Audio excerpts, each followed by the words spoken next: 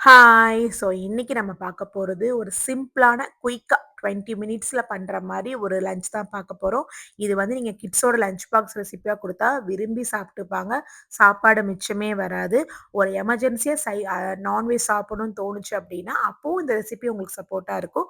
எப்படி பண்ணலான்னு பார்க்கலாம் வாங்க. அதுக்கு வந்து இன்னைக்கு 200 கிராம் ரைஸ வந்து களைஞ்சு கொஞ்சம் ஊற வச்சிருக்கேன். ஒரு 1/2 அன் ஹவர். இதுக்கு தேவையான மெயின் இன்கிரீடியன்ட்னா இந்த மசாலா ஃப்ளேவர் தான். ஸோ அதுக்கு கிராம்பு, ஏலக்காய், கொஞ்சம் பட்டை, அப்புறம் பிரியாணி லீவ்ஸு, அப்புறம் வந்து கொஞ்சமா வந்து 1/2 டீஸ்பூன் சீரகம், ஒரு 4, 5 முந்திரி, அப்புறம் வந்து கொஞ்சம் கிஸ்மிஸ் பழம். இது எல்லாமே நெய்யில போட்டு வதக்கிக்கோங்க.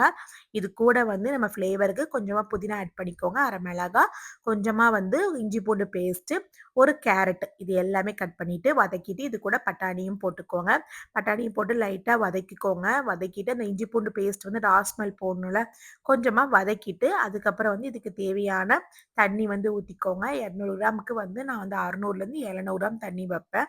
ஸோ நீங்க வந்து உங்க வீட்டுக்கு பாசுமதி ரைஸ்னா நீங்க 400 கிராம் வச்சா கூட போதும்.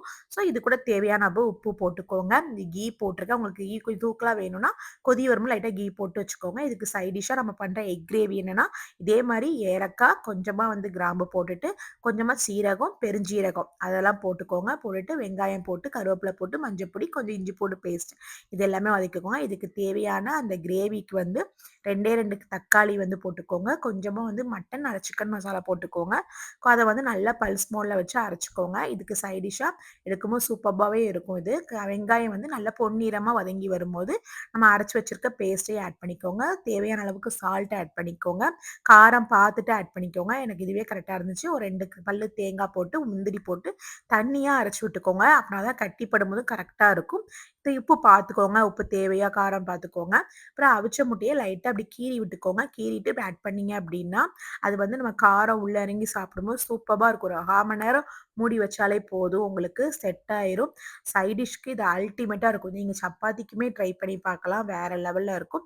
சாதத்த வந்து நல்லா வந்து ஒரு 2லேருந்து 3 விசில் விட்டு இறக்குனதுக்கப்புறம், அதுக்கு டாப்பிங்க்கு வந்து கொஞ்சமா வந்து பல்லாரி வந்து நீல வாக்குல கட் பண்ணி, அத வந்து தேங்காய் எண்ணெயில வதக்கி போடுங்க. ஃப்ளேவர் சூப்பர்பா இருக்குங்க. நீங்க ட்ரை பண்ணி பார்த்துட்டு கமெண்ட்ல சொல்லுங்க. கிட்ஸுக்கு கண்டிப்பா பிடிக்குங்க. ஸோ இந்த மாரி ஹெல்தி ரெசிபீஸ்க்கு என்னோட சேனல மறக்காம ஃபாலோ பண்ணுங்க.